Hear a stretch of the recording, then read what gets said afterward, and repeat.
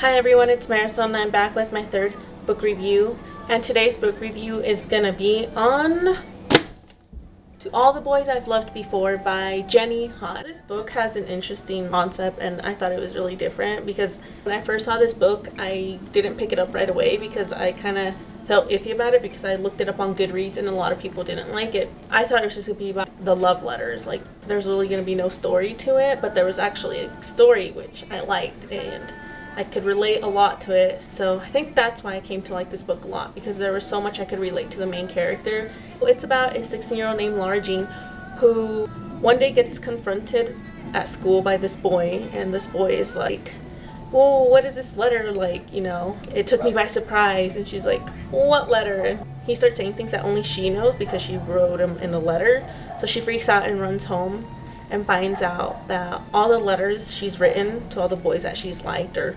loved or whatever have disappeared. They've been mailed out. She freaks out, and I already knew who mailed it out. It was so obvious, and I was just waiting for her to like figure it out. So that's one thing I didn't like, that she didn't really investigate as to who sent out all her letters. But so with the letters, so basically like whenever she likes a boy or anything, she writes them a love letter. She writes down everything she's ever like felt, like she just writes it all out, and when she's done she seals it in an envelope and puts them in her hat box, and that's it. When she closes that envelope, she's done with all the feelings she's ever had for that boy and she moves on. I felt like she developed a lot throughout the book. When she first started off, it's just really dependent on her older sister. You know, towards the end we see her become more dependent. Like, she doesn't rely on her sister a lot. I mean, first off, her sister like went off to study in a different place, and she taught her younger sister so much. She helped her younger sister grow also. She really developed throughout the book. Overall, the rating I would give it is a 4 out of 5. It's kind of impossible for me to give a book 5 out of 5 because it has to be fantastic with no mistakes. And there were some little things in here that I didn't like, but overall it was a good book. So 4 out of 5 is still really high. What I did like was that Laura Jean was half Korean. It just brought diversity, at least. I know there wasn't a lot on the Korean side or anything. That's it for like the non-spoilers. There's really not much I can say. You have to read it to get everything. If you haven't, then leave. So bye-bye. Okay, the part where she finds out her letters are all gone. I knew that it was Kitty from the very beginning because the night before Laura had told Josh that, you know, Kitty had a crush on him. Well, she didn't really say it. Oh, she has a crush on you. And her sister got mad, which I thought it was stupid. Hi. At first, I really liked Josh. He seemed so nice. But I didn't like the fact that after Margaret left, he went and jumped right down to Laura Jean and was like, I used to have feelings for you. Shut the frick up. Shut up.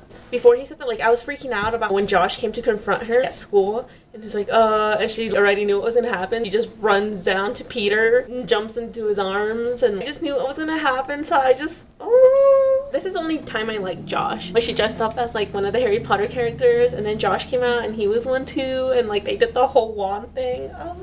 I thought that was so cute. That was the only time I liked Josh. This book made me really giddy. When her and Peter started that fake relationship, I know they're gonna develop feelings for each other. It's pretty obvious, or at least Laura's gonna be the one to get them and he's just not gonna acknowledge her. When we found out it was mutual, I freaked out. Okay, what made me really like Peter was when they go on that little trip to that town to like pick up little things for the shop. I just thought it was so nice. Oh, and during the Christmas part when her dad was like, oh, I got you like a gift. Was it a gift card? The necklace you wanted wasn't there. I was like, I know who got it. And his name starts with a P.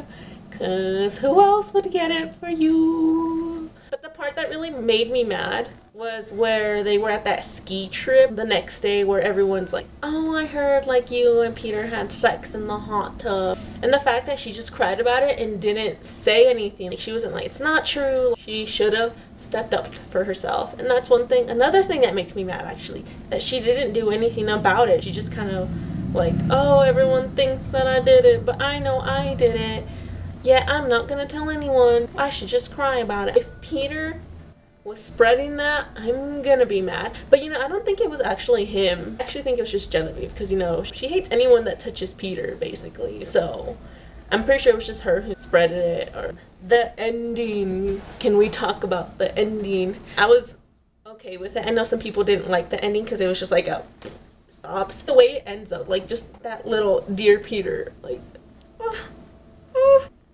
I was just freaking out. I was like, you're kidding, right? Hope you enjoyed the video and enjoyed seeing this awkward lady talk about a book.